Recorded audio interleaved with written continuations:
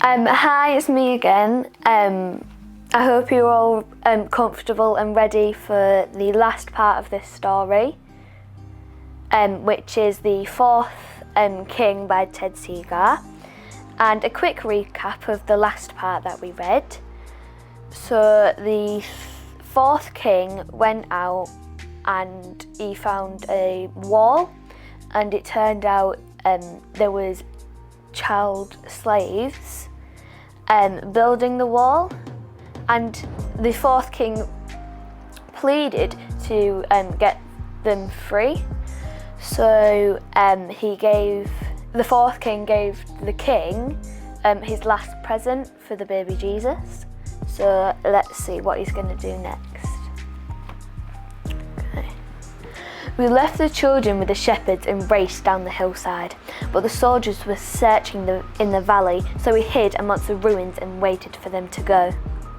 Then out of the shadows a man appeared, leading a donkey carrying a woman with a baby in her arms.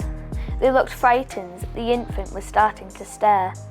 So I beckoned them to our hiding place, not a moment too soon.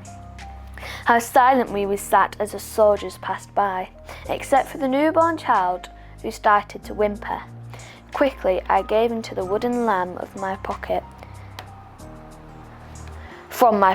He beamed with a hushed delight.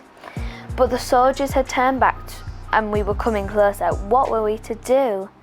They were sure to discover us. What were we to do? In the end, there was only one thing to do. With a deep breath, I leapt out onto the road, Chamberlain at my side, and ran, hoping that we would distract the soldiers long enough for the family to make their escape.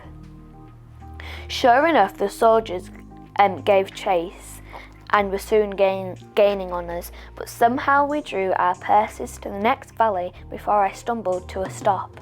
Exhausted, Chamberlain stood guard. The troop closed in. Their swords swung menacingly. We were outnumbered. It seemed out of luck. To this day, I don't know what happened next, but certainly the earth shook and our ears were full of thunder. And the soldiers, they were much afraid and fled to confusion. I cannot be certain, but I like to think that they had been scattered by the trampling of the 3 royal camels. Chamberlain and I were alone at the edge of town. The stable that the shepherds had spoken was up ahead, and we ran as fast as we could, but the stable was empty. We were too late. Our journey had been vain. I fell to my knees and wept. And then, in the depths of my despair, the most wonderful thing happened. I heard a voice speak softly. "King Mazel, you have not come too late. You are always with me. When I was lost, you showed me the way. When I was thirsty, you gave me water. When I was captive, you freed me. When I was in danger, you saved me. When you were always there when I needed you, and I will be with you forever." Hearing these words, I knew that my journey was over. My heart filled with joy. The rising sun felt warm on my face. A new day was dawning. Outside the stable, the shepherds and the children were waiting. Full of smiles, we embraced them and set them off in the farmlands of new pastures.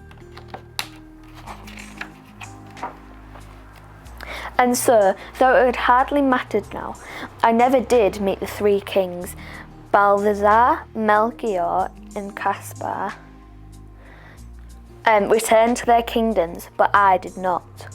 I am no longer a king. I am a shepherd, and Chamberlain is my sheep camel. He looks after our sheep, and I look after our flock of children. We are very happy. From time to time, we still like to walk in the meadow and watch the night sky. And though the star has long disappeared from its place, it still burns brightly in my heart.